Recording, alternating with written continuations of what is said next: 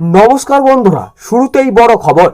বর্ষার মাঝামাঝি সময় পেরিয়ে গেলেও বাংলার আকাশ এখনো পুরোপুরি পরিষ্কার হয়ে যাচ্ছে না, বরং আজকের আবহাওয়ার ছবিতে রয়েছে মেঘ, বৃষ্টি, বজ্রপাত এবং কিছু এলাকায় হঠাৎ আবহাওয়া বদলে যাওয়ার সম্ভাবনা। আজ কোথায় বেশি বৃষ্টি হতে পারে? কলকাতায় সকাল থেকে নাকি দুপুরের পর? উত্তরবঙ্গের কোন এলাকাগুলিতে নজর রাখতে হবে? চলুন এক নজরে দেখা নেওয়া যাক আজকের সম্পূর্ণ আবহাওয়ার খবর। প্রথমেই কলকাতা।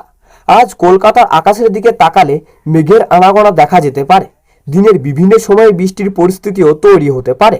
তবে একটা বিষয় মাথায় রাখবেন, সকাল থেকে বৃষ্টি না হলেও তার মানে এই নয় যে সারাদিন শুকনো থাকবে।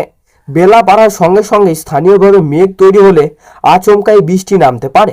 অর্থাৎ আজ কলকাতার আবহাওয়ার মূল কথা মেঘলা আকাশ প্লাস আর্দ্রতা প্লাস বিক্ষিপ্ত বৃষ্টির সম্ভাবনা। এবার দক্ষিণবঙ্গের আসা যাক। আজ দক্ষিণবঙ্গের আবহাওয়া একবারেই একরকম থাকবে না। কোথাও আকাশ থাকবে মেঘলা, আবার কোথাও সামান্য রোদ দেখা যেতে পারে, আবার কিছু এলাকায় হঠাৎ বৃষ্টি শুরু হয়ে যেতে পারে। বিশেষ করে কলকাতার সংলগ্ন হাওড়া, হুগলি, উত্তর 24 পরগনা, দক্ষিণ 24 পরগনা এবং নদিয়া অঞ্চলের দিকে বৃষ্টির পরিস্থিতির ওপর নজর রাখা দরকার।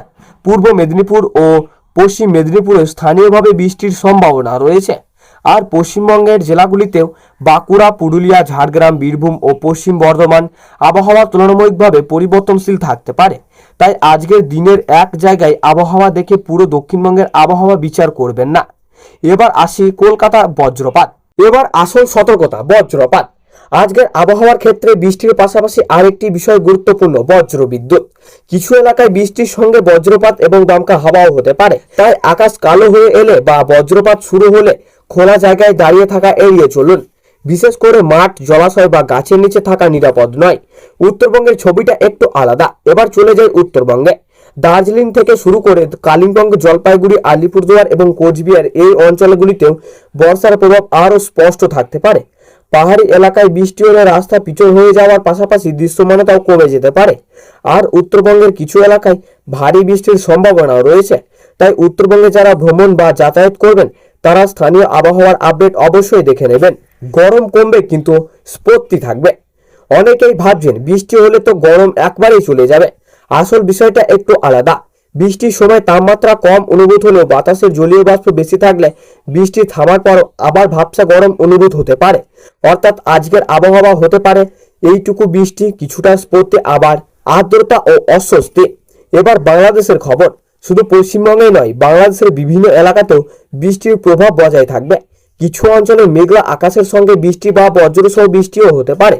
তবে এখানেও এক কথা, সব জেলায় একই সময় বৃষ্টি হবে না। কোথাও বৃষ্টি শুরু হতে পারে সকালে, আবার কোথাও দুপুরে বা বিকেলের দিকে। পশ্চিমবঙ্গের বাইরের দিকে নজর দেওয়া যাক। পূর্ব ভারতের ঝাড়খণ্ড, উড়িষ্যা ও বিহারের কিছু অংশেও বৃষ্টির কার্যকলাপ থাকবে।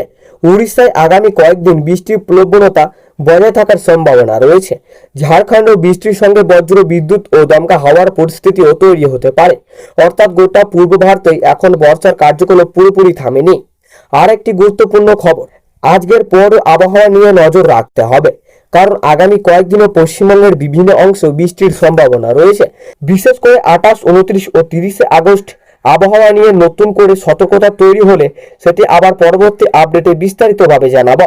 তাই আবহাওয়ার খবর পেতে চ্যানেলটি সাবস্ক্রাইব করে রাখুন। আপনার এলাকায় আজকের আকাশ কেমন?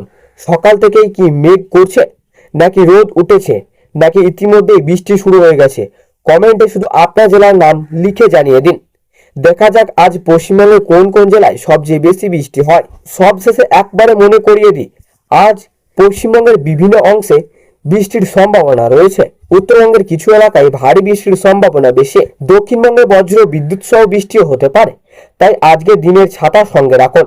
বজ্রপাতের সময় নিরাপদ জায়গায় থাকুন এবং আপনার এলাকায় সর্বশেষ সরকারি আবহাওয়ার সতর্কতার দিকে নজর রাখুন। আমি আবারও ফিরে আসবো নতুন আবহাওয়ার আপডেট নিয়ে। ভিডিওটি ভালো লাগলে লাইক করুন, শেয়ার করুন এবং চ্যানেলটি সাবস্ক্রাইব করে পাশে থাকা বেল আইকনটি চাপতে ভুলবেন না। আজকের মতো এখানেই শেষ। সবাই ভালো থাকুন, নিরাপদে থাকুন, সুস্থ থাকুন। ধন্যবাদ।